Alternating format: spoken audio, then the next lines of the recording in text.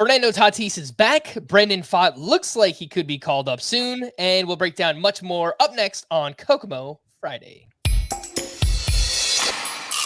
Domingo Santana, ooh, I wanna have ya. Tanaka's Fakakta, Jag like Michael Waka, Polanco and Franco. Where you go to get into first place? Check batting ball data and swinging strike rates. Raisins are shriveled grapes. Here's Adam's happy place.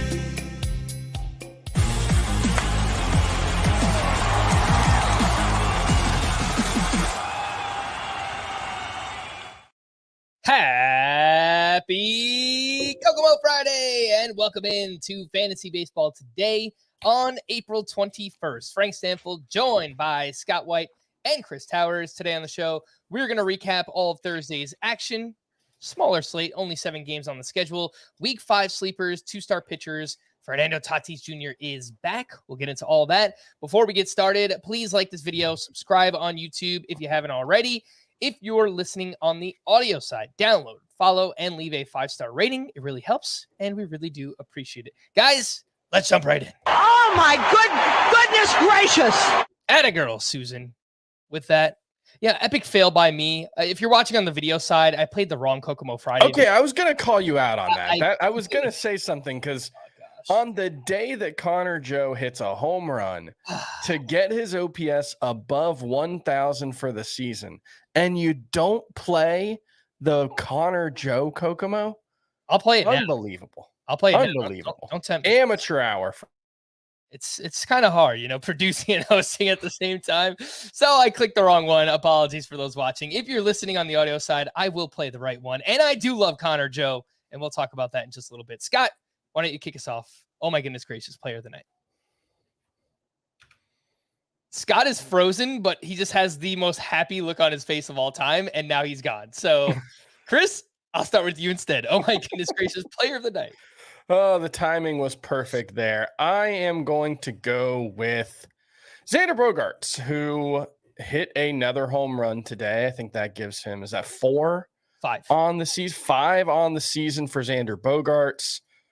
Frank Stampfl and Scott White said he wouldn't even hit 5 this season. In your faces. No, I think it's worth talking about the start to the season that Xander Bogaerts has had because he's been incredible. He had a 941 OPS coming into the game. He's now hitting 350 with a 993 OPS through the first 22 games of the season. Obviously, we understand that the sample sizes are small, and then Xander Bogaerts will likely not hit 350 for the remainder of the season. But I think you and Scott owe him an apology because I think the arguments you were making against him coming into the season were pretty sound. His quality of contact metrics, not so good. Certainly not as good as the kind of draft price you were paying for Xander Bogaerts usually. And the move from Fenway Park to playing half his games at Petco was a downgrade in Park. And so I think it was reasonable to have some concerns. This is one of those things as I get older and as I get a little more experience, I do tend to start trusting my gut a little more. I'm never going to be an eye test or gut guy in terms of my fantasy analysis. But for a guy like Xander Bogaerts, to a certain extent, I don't really care about the quality of contact metrics. Like even right now, he's had 5 barreled balls this season. His hard hit rate is 23.5%, which is very low. It's actually the lowest of his career. His average exit velocity, 86.8 miles per hour, also not very good. And yet what he's doing is not sustainable, but I think he's going to continue to be really good. And it's one of those things where it's just most of the metrics that I use to analyze most players suggest that Xander Bogaerts won't be a particularly good player moving forward. Whatever it is, whatever he's got that dog in him, or he's built different, or he's him with a capital H, whatever the kids are saying, I think that applies to Xander Bogaerts. I think he's one of those guys that just for whatever reason, the metrics just don't account for what it is that makes him great. And that's not to say that he's going to have a 1,000 OPS moving forward. I would think 150 points less than that is probably more realistic. But I do think Xander Bogaerts is not really a sell high candidate right now. I think he's just going to remain one of the better hitters at the shortstop position in a fantastic lineup that just got better today with the addition of Fernando Tatis. So I just think Xander Bogaerts needed some love. Yes, and Xander Bogaerts, if you're out there listening, I would like to personally apologize for you for being wrong so far. 3 weeks. I think we're exactly 3 weeks into the baseball season so far. He's looked fantastic for all the reasons you mentioned, Chris, and I tried to work that into my analysis more too. I mean, there are just some players that defy the numbers, defy the underlying analytics. Jose Altuve is somebody that comes to mind. His quality of contact is never good, but he maximizes what he does because he pulls everything in the air, and it's a great ballpark and a great lineup to hit in. Chris Bryant is another one where quality of contact never looks good for him. Yep. He just finds a way to put up numbers. So I think that there's Nolan Arenado.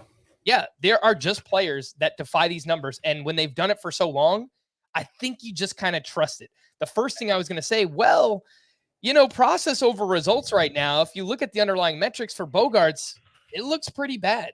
But I think for the most part, I disagree with you, Chris. I like the counting stats are already there. 5 homers, 14 runs, 12 RBI. That's been without Fernando Tatis Jr. in the lineup so far too. So I think the counting stats will only continue to get better. Like, yes, some of these numbers are going to drop overall, but like, what can you even sell Bogaerts high for right now if you wanted to? A pitcher? Okay, maybe. I mean, everyone needs pitching right now. Or I'm just looking at the shortstop position. Can you get Bobby Witt Jr.? I don't think so. Like, if you could, sure. I think Wander Franco is an interesting one. I think if I could get him in a points league, but the person who has Wander Franco is feeling pretty good about that too. So I don't think they're going to make that move. I think I'd still rather have Xander. I'd rather have than Dansby.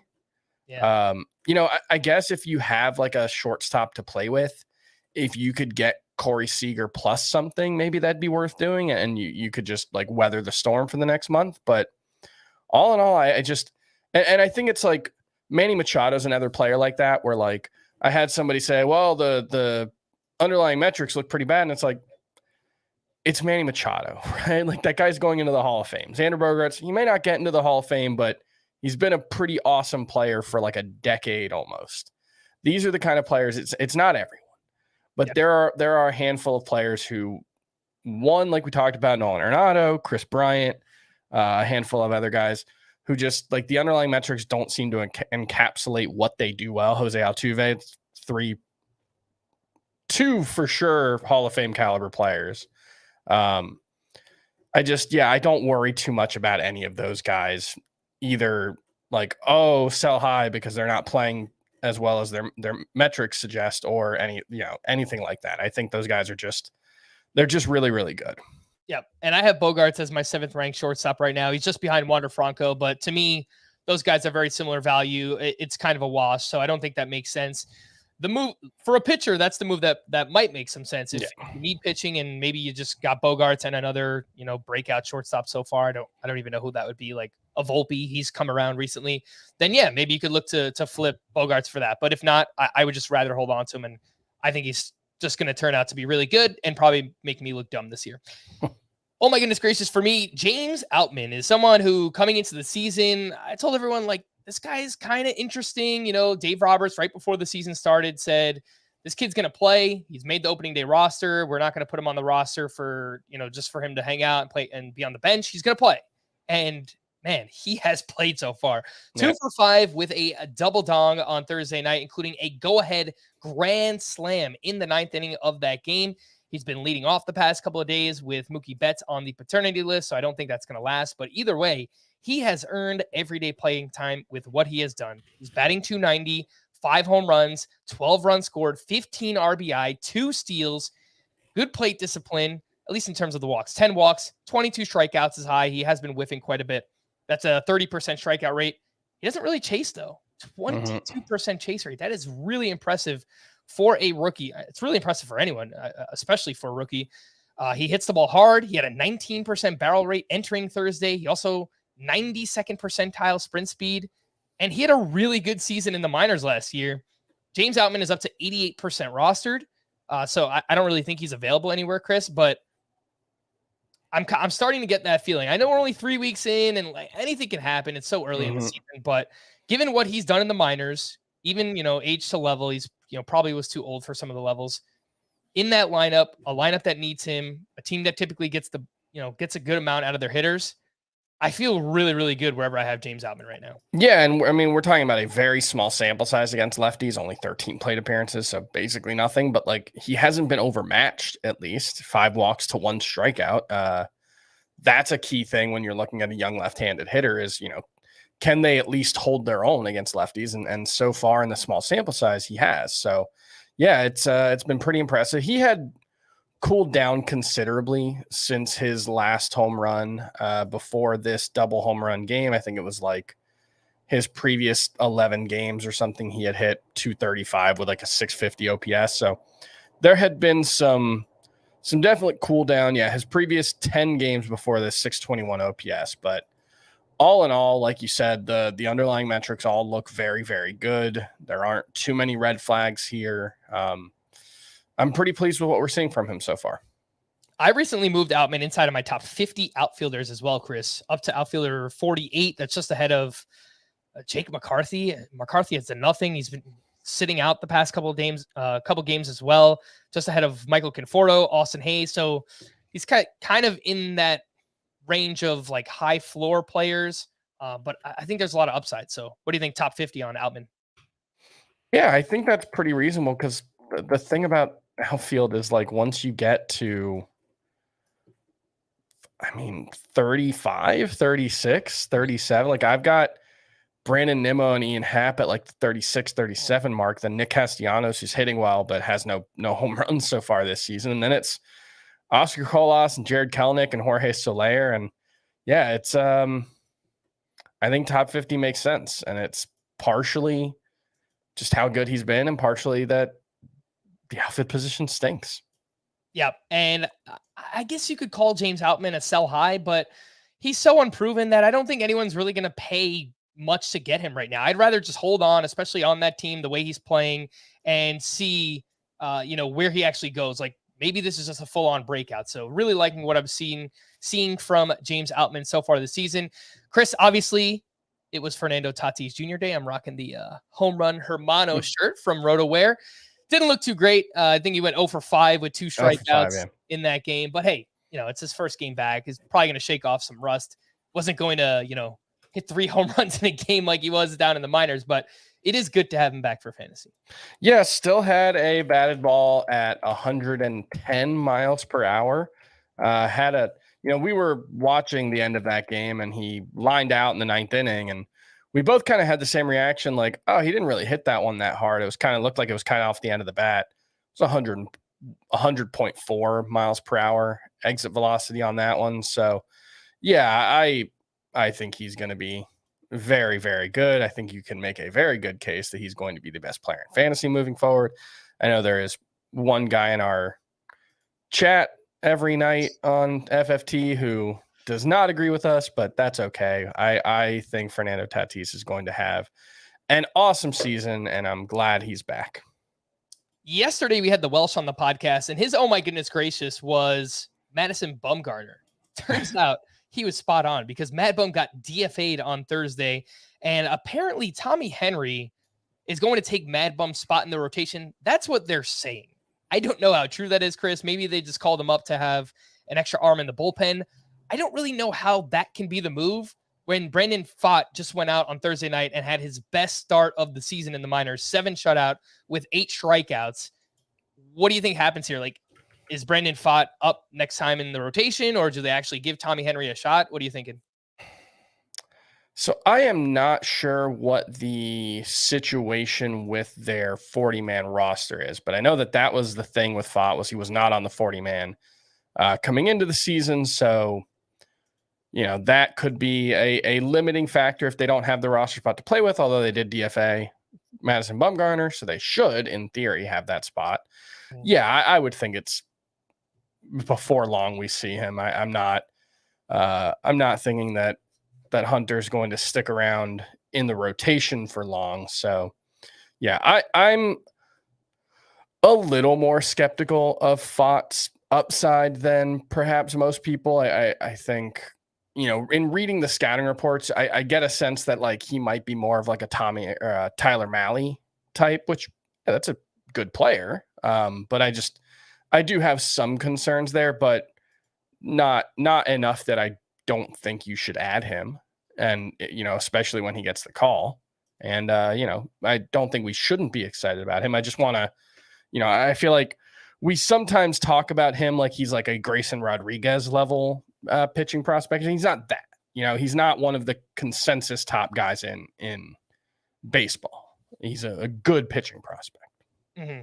Brandon Pfaadt is 42% rostered. The question I kept getting Thursday, Chris, is Mason Miller or Brandon Pfaadt? And it's tough for me to answer because if you need someone to pitch right now, Mason Miller looks like he's a 2-star pitcher for next week, but the team context is much better for Brandon Pfaadt, and he was a much higher ranked prospect than Mason Miller coming into the season. So even if you have to wait 1 or 2 more weeks, after Mason Miller, I think that's the way that I lean right now. What do you think, Pfaadt versus Miller?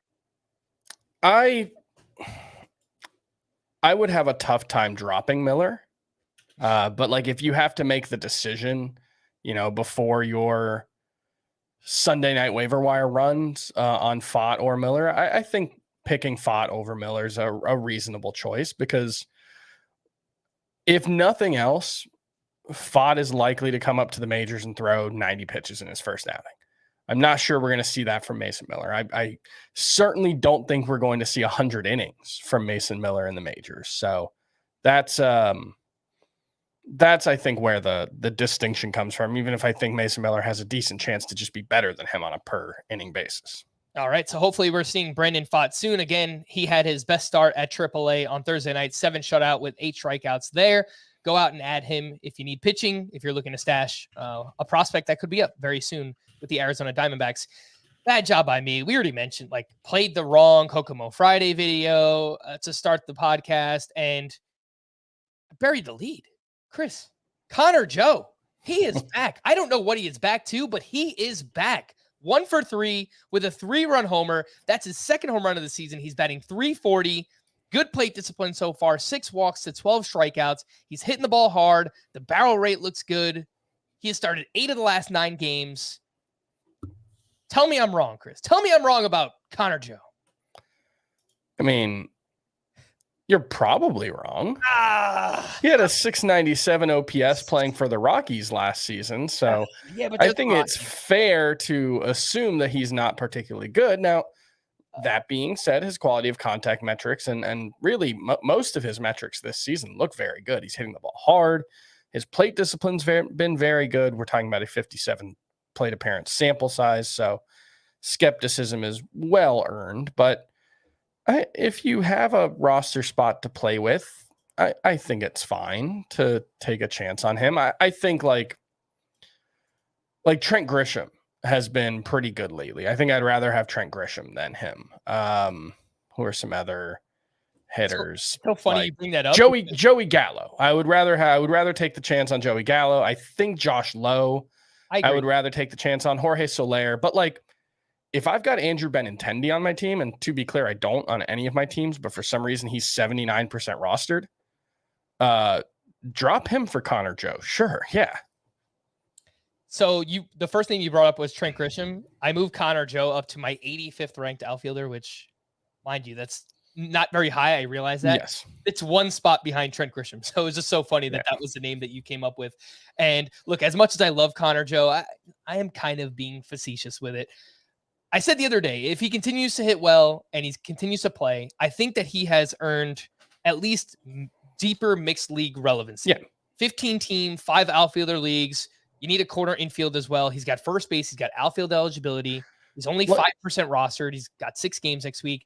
I think in a league that deep, yes, I would be willing to take a shot on Connor Joe if I need a body, if I need someone who's playing. And there are a bunch of guys who in 12-team and deeper leagues, we took flyers on, like Joey Meneses and Brandon Drury and Will Myers, guys who we, wanted to see what they had. And at least in the early going, they have nothing. So I think it's perfectly reasonable to drop any of those guys for him. Yep. All right. Well, I was going to talk about, we'll get into some pitchers in, actually, let's just talk about them now. We'll talk about some of the interesting pitchers on the waiver wire who emerged here on Thursday. And we'll start off with Tanner Houck, who was great up against the Twins. Career high 7 innings pitched, 3 runs allowed, 7 strikeouts with 16 swinging strikes. And he is a new pitcher this year. He's throwing a new cutter 15% of the time. He's increased his splitter usage. He actually doubled the splitter usage in this start, and it looked like a really good pitch for him. So kind of interested in Tanner Houck, more of a deep league play. 25% roster for him. Roansy Contreras looked great up against the Reds. I know they're kind of going through it, and they're the Reds, so they're not very good. And this game was in Pittsburgh. 6 2/3, 1 run, 8 strikeouts, 14 swinging strikes on 93 pitches for Contreras. All 14 of those coming on the slider. I thought it was so interesting, Chris, because yesterday we were talking about Luis Garcia getting not all of them, but 19, I think, of 21 or 23 whiffs on his cutter. And then one day later, Contreras gets all these whiffs on his slider. So it's just a very interesting timing. Matt Strahm, he struck out a career high 11 up against the Rockies. He did allow 3 earned runs over 5 1/3 innings in that one. But he's actually been pretty good so far this year. 27 strikeouts over 18 innings pitched, 19% rostered. I think all of these are deeper league plays, Chris, but any interest in Tanner Houck, Contreras, and Matt Strahm? You are muted, sir. Yeah, I was surprised that Strahm got the kind of strikeout numbers he did. And overall, he's got, what'd you say, 26 in 17 innings? That's pretty wild. 6 and 3 straight starts. I don't think there's anything there, but I can't say for sure. Pitching is very hard to predict, and maybe there's something there, but I'm less interested in him than I am in Contreras and Tanner Houck. And to be honest, I'm not all that interested in any of these guys. Contreras, I think he's a 1-pitch pitcher is my concern. You mentioned the 14 whiffs with the 1 pitch with the slider today. I just he throws hard, but he doesn't seem to have a particularly good fastball. He's talked about working on the changeup, but it remains a non-factor for him. So I don't see too much to get excited about. Houck is interesting because of the changes that he's making, because he's one of those guys. He used to just be the slider was the only thing he had that was at all useful for him. And, now he's throwing that splitter about 15% of the time, and he's gotten good results with it so far. And, the new cutter, like you mentioned, it's gotten okay results. We'll see. The problem is he's got 3 variations of a fastball, sinker, 4-seam, and cutter. They all have a 91 mile per hour average exit velocity allowed so far this season. So that's concerning. The slider, I think, remains the clear class of his pitch mix, but yeah, we're seeing some interesting stuff from him. There are some interesting changes, and changes are always worth talking about. I guess. I don't know if that means Tanner Houck's necessarily worth adding, but yeah. I mentioned recently that I like to create these scenarios in my head, right? And I've got another one. Tanner Houck back up against the wall. James Paxton getting ready to make his return. He does not want to lose his spot in the rotation. So what does he do? He goes out and he shoves against the Minnesota Twins. And he looked really good doing it. I mean, that slider has always been an awesome pitch for Houck. Yeah. It looks very Chris Sale-esque, and, we've made that comp before. But he hasn't really had anything else. And, now he's throwing this cutter, and the splitter looked really good in this one as well. Yeah, and 6 whiffs on 20 pitches with the splitter. That's pretty impressive. Yeah, so I don't think any of these pitchers is a must-add or in the conversation of guys like Johan Oviedo or Mason Miller or the other pitchers that we've talked about recently. Yeah. But in deeper leagues, if everyone needs pitching right now, then why not? Next week, Tanner Houck is going up against the Orioles. That's in Baltimore, so it's a better ballpark to pitch in. He's RP eligible, so if you need a SPARP in a points league, I think there's something there with Tanner Houck as well. The stuff has always been good. We just need more consistency, and hopefully Tanner Houck can build off of that. Let's take our first break, and when we return, I've got a few other pitchers. I don't think they matter, but we'll find out from Chris right after this. A Paramount Plus subscription is now included with your Walmart Plus membership. Tell the world what happens when they cross me. For no additional cost, members get a mountain of entertainment. Are you accusing me of something? This is great! Sign up for a Walmart Plus membership and watch all of this and more with your Paramount Plus subscription. I'm gonna trust you on this.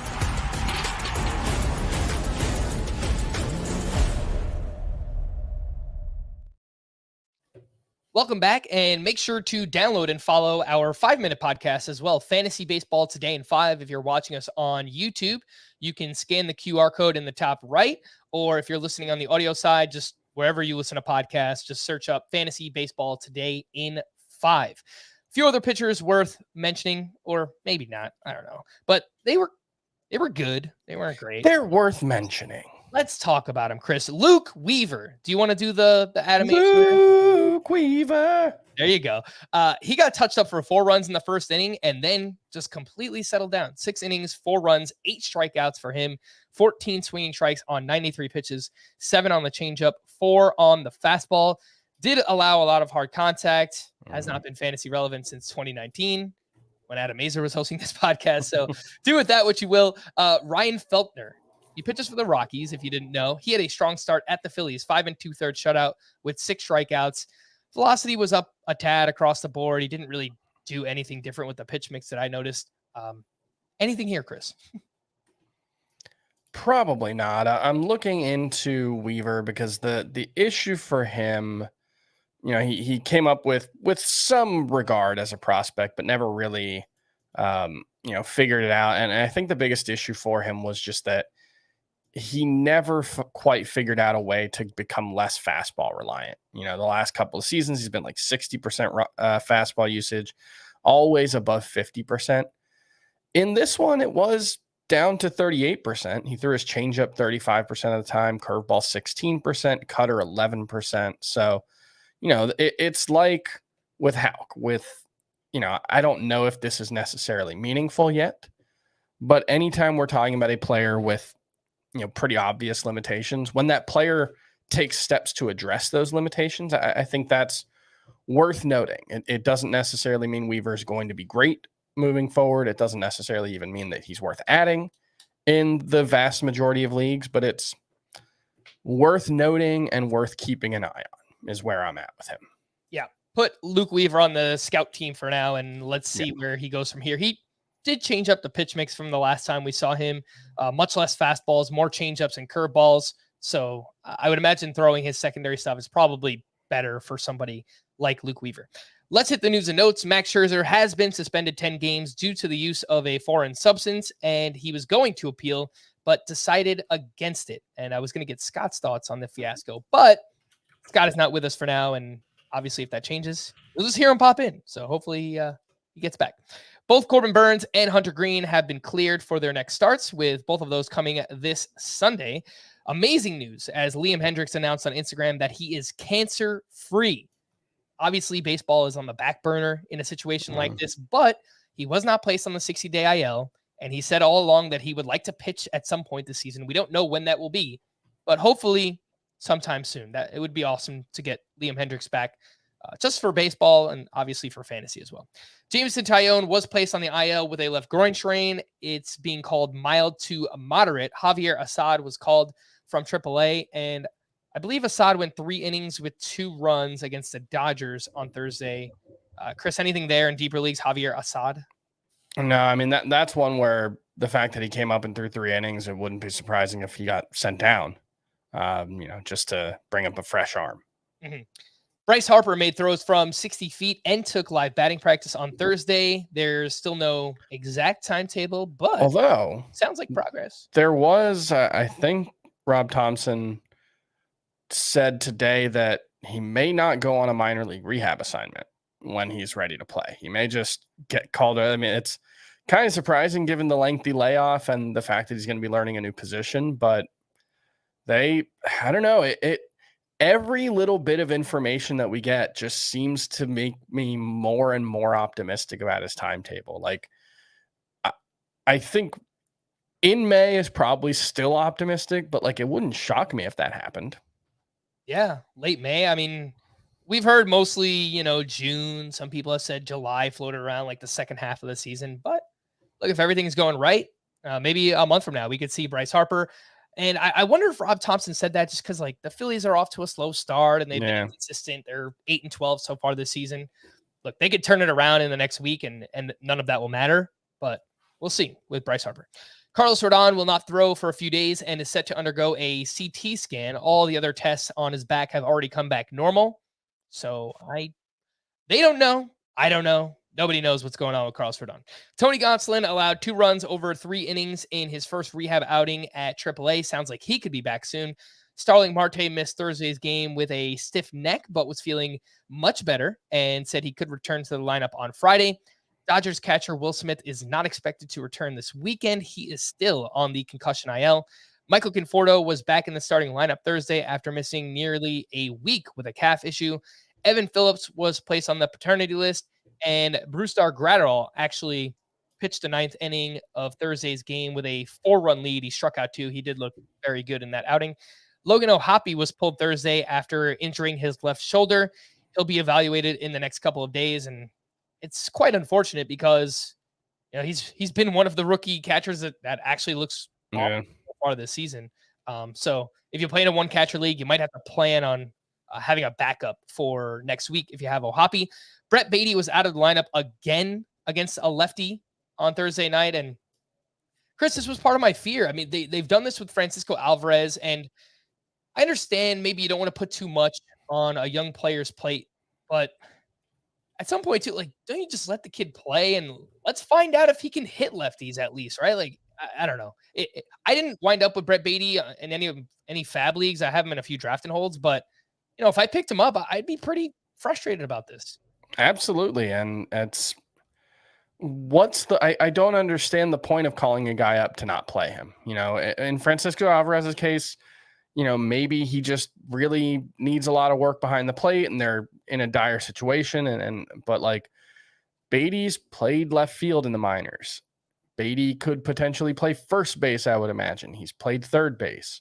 I don't understand not having him in the lineup every day. It's, one thing with Alvarez in particular, they talked about was like, they don't want to use him at DH yet, but if he looks comfortable and he proves himself, they'll use him there.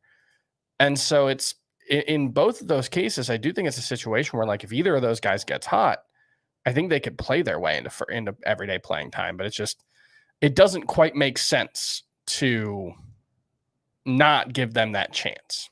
How can you get hot if you're not playing, Chris? Right? Like, yeah, exactly. Like that's really tough. Yeah, it's frustrating so far for Brett Beatty and for Alvarez. I mean, the difference between those guys is Alvarez got called up because of an injury situation. That was not the case with Brett Beatty. They called him up based on merit, what he was doing in the minors. So if that's the case, they should be playing him every day. I don't know. Maybe I just sound like a salty fantasy player and the Mets know what they're doing, but like it's the kind of thing that like the Rays and the Dodgers are known for. They'll call up a top prospect, and if they don't think they're ready to help them against lefties, we saw this with Gavin Lux when he got called up. We've seen it with Josh Lowe. We've seen it with countless guys. Brandon Lau, who is good against lefties in his career, hasn't really played against them this season. So it's frustrating. I get it. And it's the kind of thing where, like, I guess if I'm completely blanking on the Mets third baseman who hit Eduardo Escobar. Yeah. If he hits well in the next couple of games and earns his playing time back, then it's hard to argue with it. But like, I think even after tonight, he's got like a 450 OPS. So it's pretty disconcerting and it doesn't really make a lot of sense. Well, don't speak it into existence, Chris, because Eduardo Escobar did go 2 for 5 with a home run on Thursday night. Twins manager Rocco Baldelli said that Jorge Polanco is pretty close to returning. Your thoughts, Chris? What happens with Edouard Julien? Do you think he sticks around once Polanco's back? That's a good question. He hasn't done so much to suggest that like he can't stay up or that he can't go down.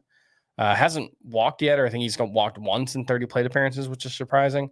There are positive signs. He's hitting the ball hard. His chase rate is like 11%. I think he's got an 11% chase rate, and his in zone swing rate is like 75%, or something. It's wild. So there are things to like, but yeah, I think there's a decent chance Polanco sends him down. Although, will Polanco be ready to play the field every day? That's a fair question. Yeah. So Edouard Julien, he was actually batting third on Thursday. He had the big game Wednesday night where he hit the home run, but he's got 9 strikeouts, a 30% strikeout rate, 18% swinging strike rate. So I kind of lean towards he'll get sent down. Last week I said if he hits, he'll stick. And I stand by that. The problem is he hasn't really hit. He's been inconsistent so far. He's kind of looked like a rookie. So, yeah, as of right now, I think he's probably going to get sent down, but I hope I'm wrong. Kenta Maeda left his start early after taking a line drive off of his left leg. X-rays came back negative. Giants manager Gabe Kapler said Mitch Haniger is getting close to a return. Alex Wood is set to miss at least several weeks with that hamstring strain. Ross Stripling is expected to re-enter the Giants rotation. Old friend Joey Lucchesi will be called up to start Friday for the Mets with Carlos Carrasco on the IL. A few prospect updates. Matt Mervis is doing Matt Mervis things at AAA. And I actually wrote this down before Thursday's game where he hit his 4th home run, but he was batting .267 with a .426 on base percentage, more walks than strikeouts. Did you see the home run he hit today? Mammoth. It was one of those ones where the announcer was just like, oh my. It was delightful. Yeah. And I started freaking out on Thursday night because Eric Hosmer was pulled in that game. And it's like, well, did something happen? Was there an injury? And I'm searching Twitter and I can't find anything. And a couple of Cubs fans told me, no, they just pinch hit him because it was a lefty on lefty matchup. So I don't know how long the Cubs can justify sticking with Hosmer's 245 batting average and 649 OPS. But outside of Brandon Pfaadt, if you're looking for a hitter prospect to stash right now, it is Matt Mervis. He is 24% rostered, and he could be a big impact player this season. I know that Scott wrote up Guardians prospect Tanner Bybee as well. So I think once we get past Brandon Pfaadt, once he gets called up, we'll probably turn our attention to Tanner Bybee. I think he's the next name after that. Chris, what do we do with these guys? It's a hodgepodge of struggling players. Mm-hmm. Do we hold on to them? Do we drop them? Do we bench them in the case of certain pitchers here? We'll start off with Jose Miranda, who's batting .213 with 0 home runs. He's slugging .250. He is making contact, but a lot of it is into the ground right now. Still 74% rostered. What do you do if you have Jose Miranda? I think you could probably drop him. Like he just has not been hitting the ball with authority. He didn't really do that last season either. He was someone that I feel like we all started the draft season back in January. Like, oh yeah, we like Jose Miranda, potential breakout candidate. And then I feel like we all just kind of independently came to the same conclusion, like digging into the numbers, just like, is he good though? And, now we're 144 games into his career where he's hitting 260 with 15 home runs. And it's like, I think he might not be good. So I'm fine dropping him. Mm-hmm. And you might be able to drop him for somebody like Patrick Wisdom, 75%. Yeah, that's probably more of a shallow league play. Josh Rojas has looked very good so far, and they have 3 games in Cordes Field next week. So that could be an option. JD Davis has been hitting the ball hard. He's been pelvic. I think all those are fine. Yeah. Yeah, he's thrusting his way through through this new batting stance that he has going on. So I think in shallower leagues you could drop Miranda. If you play in a deep league like a 15-teamer, there's probably no one out there worth justifying it for. But shallower leagues, I think you could probably make that swap. What about Tristan Casas? This is a name that I know at least Scott and I were interested in. I don't know how interested you were coming into the season, Chris, but he went 1 for 2 with 2 walks on Thursday. He's only batting 143. He hasn't been playing against lefties. He's walking quite a bit. He's also striking out a lot. He's got a 31% strikeout rate. Lots of fly balls has led to a low BABIP, a lower batting average. But this is a big-time prospect who, at least for now is on the strong side of a platoon. He's still 63% rostered. What do you do with Tristan Casas? Yeah, he's got, I believe, a 177 expected batting average, so you can't even really say that it's like bad luck there with the 176 BABIP. He's one of those players who's got a 90.8 average exit velocity, which is pretty good. His hard hit rate is 32.3%, which is pretty bad. And that tells me that there's just a lot of inconsistency here. There's clearly talent. When he squares one up, it tends to go pretty far and he tends to hit it pretty hard. It's just not doing that often enough. So no, he's not someone who needs to be rostered everywhere, I would say.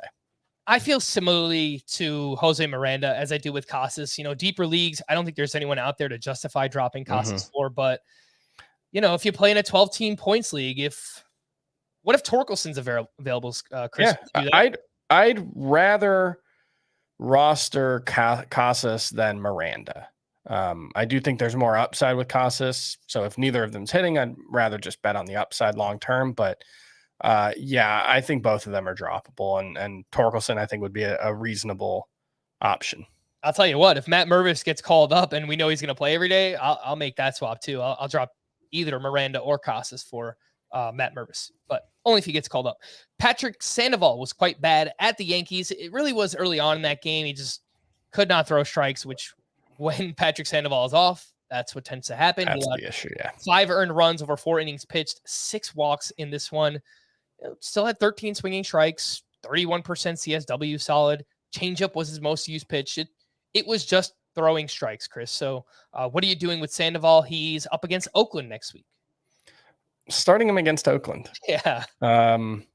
It's been another frustrating start to the season for Sandoval. Changeup was his most used pitch today. He threw it in the strike zone 35% of the time. Overall, only 43% of his pitches were in the strike zone. So, just didn't seem to have it. And he goes through these stretches where he just can't throw strikes, and it's pretty frustrating, disappointing, but I still believe in the stuff. I think he'll figure it out. But it's frustrating for sure. I'm not dropping him though. Mm-hmm. Yeah, I think I'm still starting him against Oakland. I mean, they're just so bad.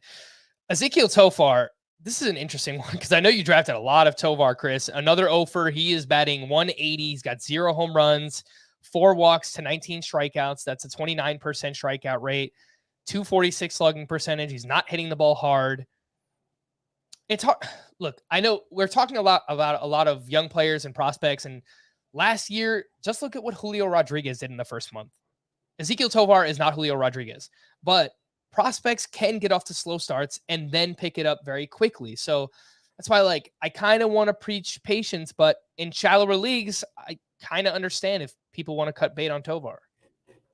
Yeah, I mean, he's batting at the bottom of the lineup for the most part. He's hitting 180, and that's actually better than his expected batting average right now. His expected batting average is 168. Like you said, not hitting the ball hard at all, 22% hard hit rate, 1 barrel, 85.7 mile per hour exit velocity, 27% strikeout rate. He's really just not doing anything well.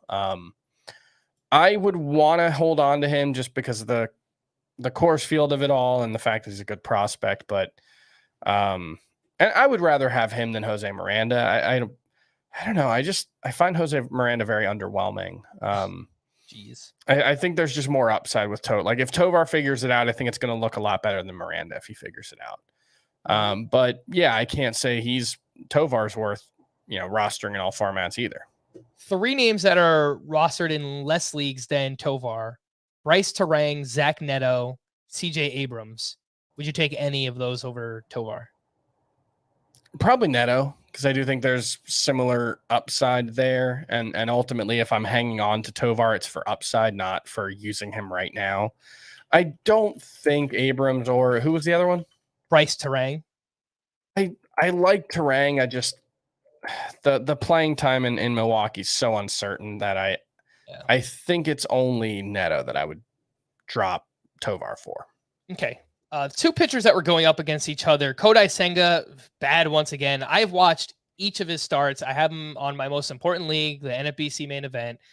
He went 5 innings. He allowed 4 runs, 4 walks, 2 home runs allowed. He only had 9 swinging strikes, and he has 3 or more walks in all 4 of his starts. His whip is now up to 1.52. Chris, what do we do with Kodai Senga? He's going up against the Nationals next week. Probably starting against the Nationals. I understand being frustrated. And look, this is one where when I finally saw him pitch in spring training, I was like, oh, this guy's really exciting.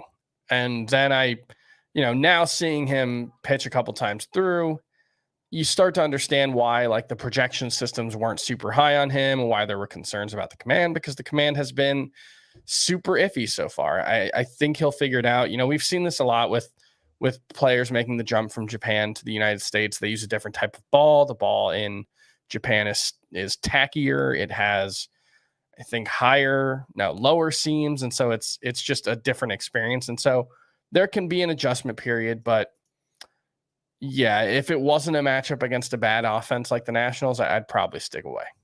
Yeah. So you mentioned it being command for Senga, and I know command versus control, it's like kind of nitpicky, but for me, I actually just think it's control. I don't think he knows where the ball is going half the time.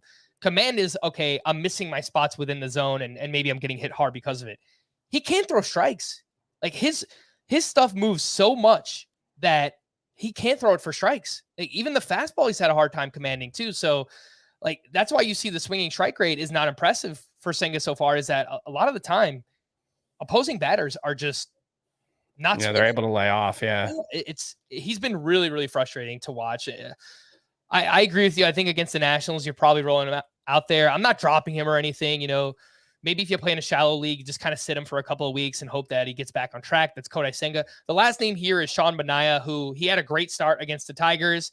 His velocity is up this season, but he's got an ERA over 6. He's got a 1.3 whip. He's still 66% rostered. Chris, I think any of the recent most added pitchers that we've talked about, I'd be all right. Yeah, Oviedo for sure.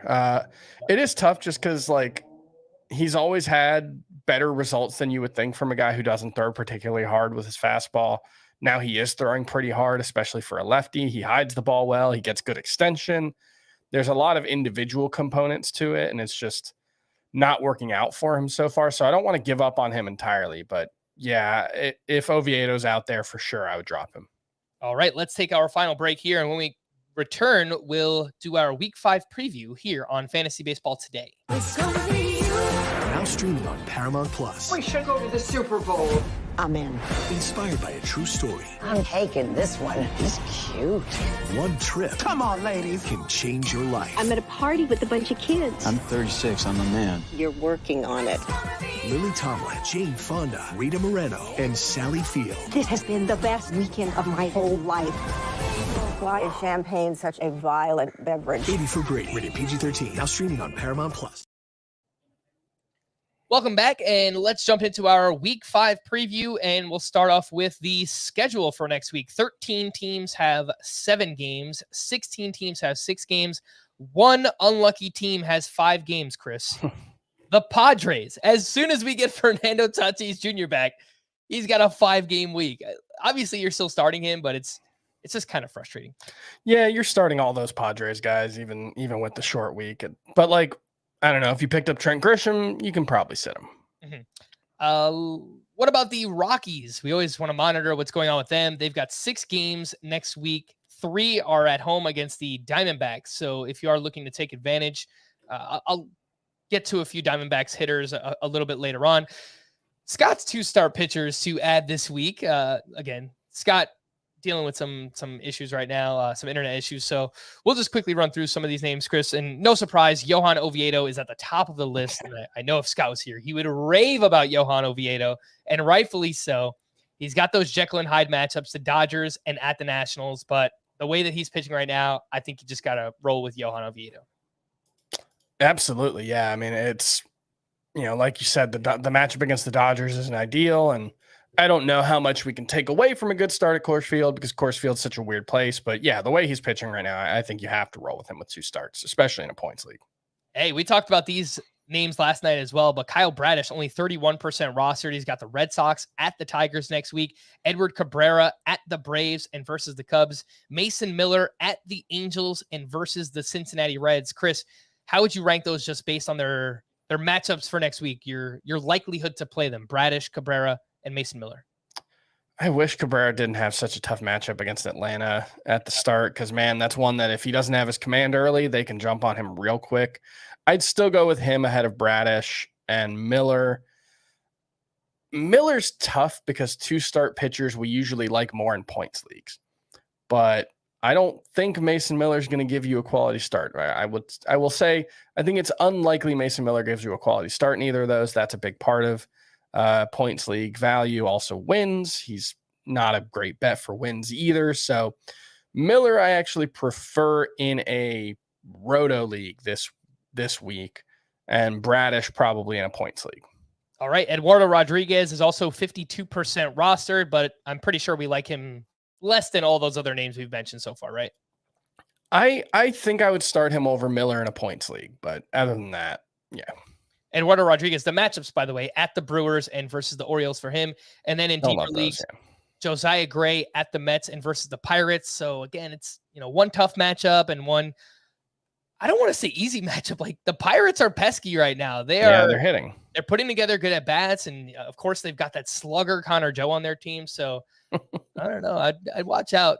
I do kind of in a points league. I think you could get away with playing Josiah Gray. Yeah. And then in the deepest of leagues, Dean Kramer, only 9% rostered. Again, the matchups for him, Boston Red Sox and at the Detroit Tigers. Single start streamers, 3 names here. Hayden Wesneski going up against the Marlins. Very interested to see how Wesneski does this weekend against the Dodgers. We know his last time out, dominant against the Oakland A's, 7 innings, 1 run there. But the Marlins are a team that he definitely could take advantage of if everything is working. And then Eric Lauer up against the Tigers. Kyle Gibson also up against the Tigers. Chris, how would you rank those 3 for next week? I think I would go Wesneski, Lauer, Gibson, the same order you have them in. But I think all 3 of them are fine single start streamers. I don't love any of them, but Wesneski did finally have a good start in his last outing. Velocity hasn't been up nearly as much as we thought it would be in spring. So I think he's pretty middling, but with a decent matchup, it's okay. What about the hitters, the best hitter matchups for next week? The Diamondbacks, the Twins, the Angels, Guardians, and the Orioles. The worst hitter matchups, the Phillies, Astros, Padres, Royals, and the White Sox. Scott's top sleeper hitters for next week. We'll start with his top 5. Joey Gallo going up against the Yankees and the Royals. Patrick Wisdom, we know he has been mashing home runs this week.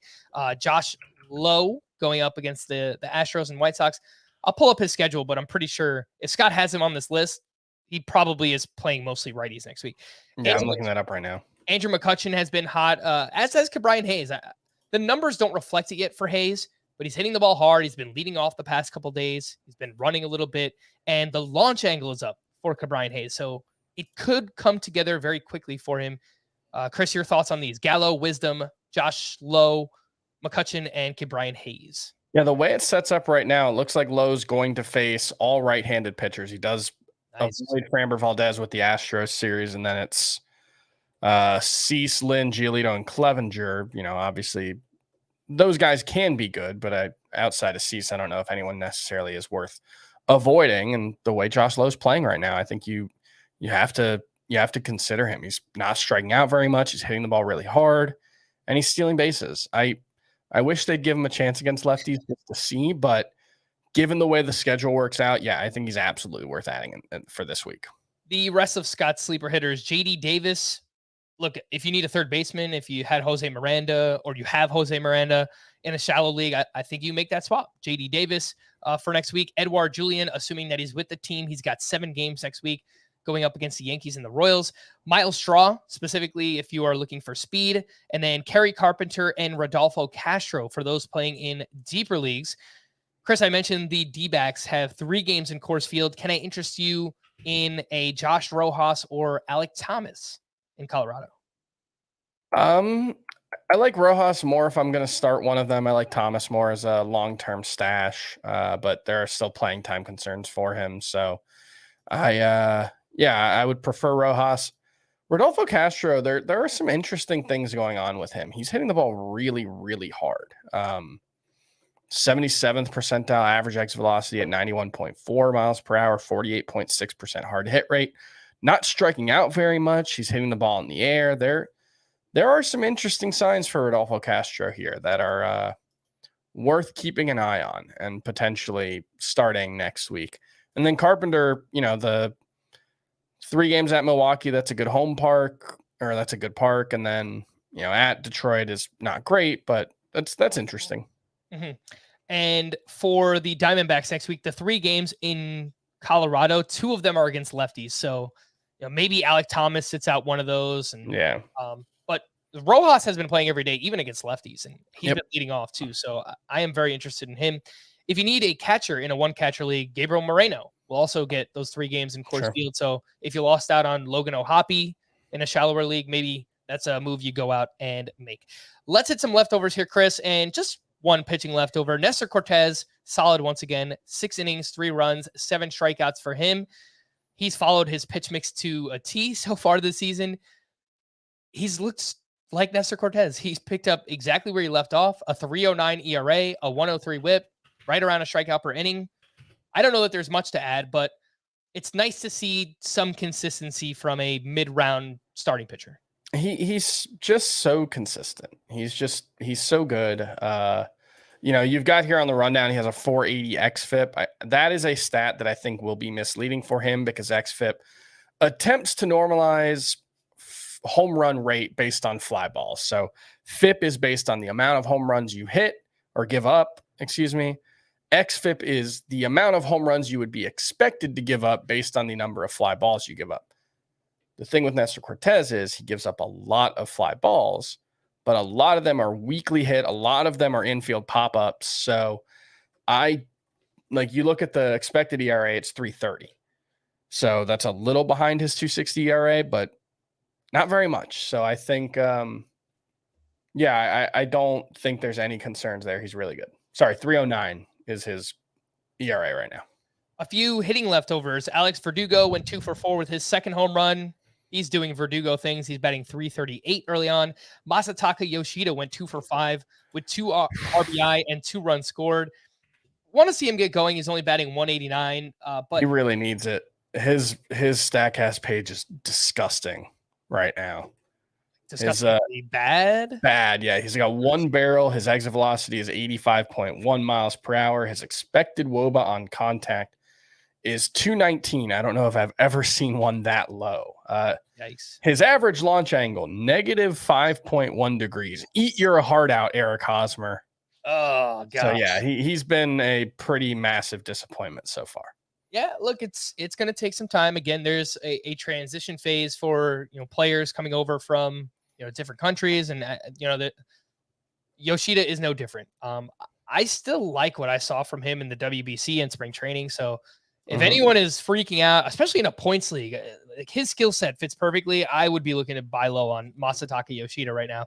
Anthony Rizzo is off to a great start, 3 for 3 with 2 walks, 2 runs. He's batting 344, and his batted balls, he's kind of back to like vintage Anthony Rizzo. Lots of line drives, not really selling out for power. It wouldn't surprise me if gets that batting average back up this year with the new rules. He's looked really good so far.